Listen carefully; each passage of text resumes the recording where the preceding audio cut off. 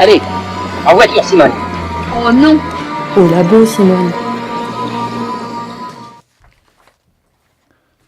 Nous sommes en octobre 1962 et le prix Nobel de physiologie médecine est attribué à 3 hommes, James Watson, Francis Crick et Maurice Wilkins, pour, je cite, leur découverte sur la structure moléculaire des acides nucléiques et sa signification pour la transmission de l'information pour la matière vivante. Ouais, alors attends, là, on vient déjà de parler d'ondes gravitationnelles, de protons, tu m'as déjà perdu.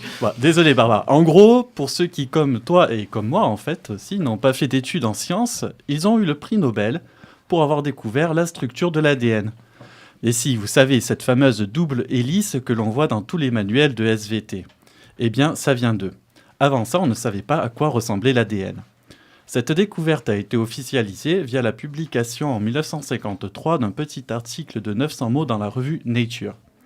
Watson et Crick en sont les 2 auteurs, et dans leurs remerciements apparaissent les noms de 2 autres personnes pour leur contribution à ces travaux.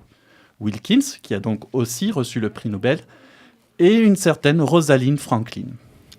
Donc en gros, il y en a un qui apparaît dans les découvertes, et l'autre, sûrement parce que c'est une nana, elle n'a pas eu le droit au prix Nobel.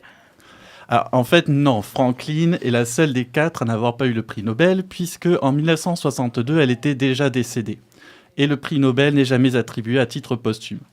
Il n'y a donc là pas de discrimination particulière liée à son statut de femme. Je pourrais très bien arrêter ma chronique dès maintenant et laisser Barbara se débrouiller pour combler les 4 minutes que je n'ai pas utilisées. Sauf que l'histoire de Rosalind Franklin est plus complexe que ça. Donc non, hein, c'est pas qu'il est sympa, c'est juste que l'histoire est plus compliquée, on est d'accord. Exactement. Alors, tout d'abord, il faut bien comprendre que Franklin est une privilégiée pour l'époque. Née dans une famille aisée, elle montra très rapidement des aptitudes en sciences et va se lancer dans une carrière dans la recherche malgré la désapprobation de son père. Elle obtient en 1945 un doctorat en physique-chimie, ce qui est extrêmement rare pour une femme à l'époque, et va se spécialiser dans la cristallographie jusqu'à en devenir une pionnière.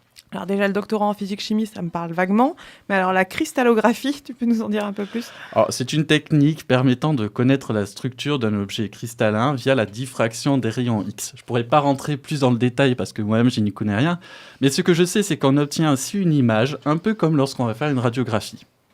Alors, pour en revenir à Franklin, parce que c'est quand même ça le sujet de ma chronique, elle devient à partir de 1951 chercheuse associée au King's College de Londres où elle y côtoie Wilkins, l'un des futurs détenteurs du prix Nobel. La relation entre les 2 chercheurs est dès le départ catastrophique. En effet, Wilkins croyait que Franklin avait été embauchée pour lui servir d'assistante, alors qu'on avait certifié à Franklin lors de son embauche qu'elle serait entièrement indépendante dans ses recherches. Plus généralement, les chercheuses n'étaient pas vraiment la bienvenue au King's College. Par exemple, elles n'avaient pas l'autorisation d'entrer dans la salle de professeurs et devaient prendre leur repas séparément dans une sorte de turne défraîchie selon les propres termes d'un chercheur de l'époque. L'atmosphère y est tellement pesante que Franklin finira par partir 2 ans à peine après son arrivée. Entre-temps, avec un doctorant qu'elle supervisait du nom de Raymond Gosling, alors aucun lien de parenté avec Ryan, hein, C'est con, pour une fois, je connaissais quelque chose. avec un appareil de cristallographie qu'elle a elle-même amélioré, Franklin réalise une photographie de la fameuse double hélice de l'ADN. Cette image porte le nom de photo 51 pour l'année durant laquelle cette photo a été effectuée. Rien à voir avec le pastis. Exactement. Pendant ce temps, à Cambridge, 2 chercheurs du nom de Watson et Crick, Les 2 auteurs de l'article de la revue Nature, je suis quand même, malgré mes conneries. Hein. Merci Barbara, donc c'est formidable que tu arrives à suivre. Pendant ce temps, donc, Watson et Crick cherchent aussi à connaître la structure de l'ADN. Mais leur spécialité à eux, c'est plutôt la théorie, la modélisation. Et ils galèrent, n'ayant pas suffisamment d'informations à leur disposition pour résoudre ce problème. Mais Watson et Crick commencent à entrer en contact avec Wilkins, le collègue de Franklin. Celui-ci sait que Franklin a réalisé une photo de ce qui semblerait être l'ADN, mais lui-même ne sait pas quoi en faire. Après des semaines et des semaines de négociations, Wilkins va finalement montrer la fameuse photo 51 à Watson et Crick sans que Franklin ne soit au courant.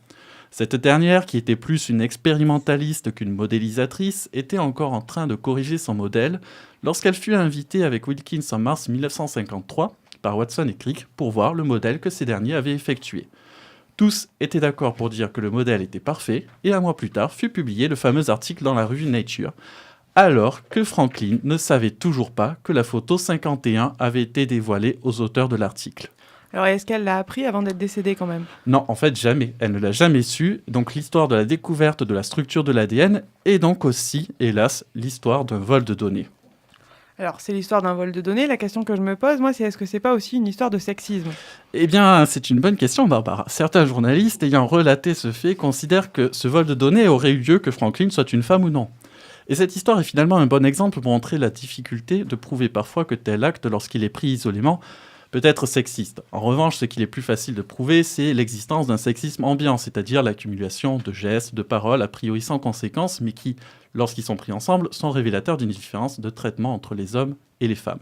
Ainsi, à l'époque de Franklin, et finalement encore aujourd'hui dans certains labos, les chercheuses n'étaient en aucun cas considérées comme égales à leurs collègues de sexe masculin. Et nous pouvons penser que l'existence de ce sexisme ambiant facilite l'apparition de ce genre de comportement malfaisant lorsque la victime est une femme. Pour conclure cette chronique, je vous laisse avec des mots qu'a utilisé Watson pour décrire Rosalind Franklin dans son autobiographie et qui sont assez révélateurs de la considération qu'il avait envers ses collègues chercheuses. Franklin était résolument dépourvue de sex appeal, elle n'était pas sans attrait et aurait pu être formidable si elle avait porté le moindre intérêt aux vêtements. Aurait-il dit la même chose pour un collègue homme? Rien n'est moins sûr.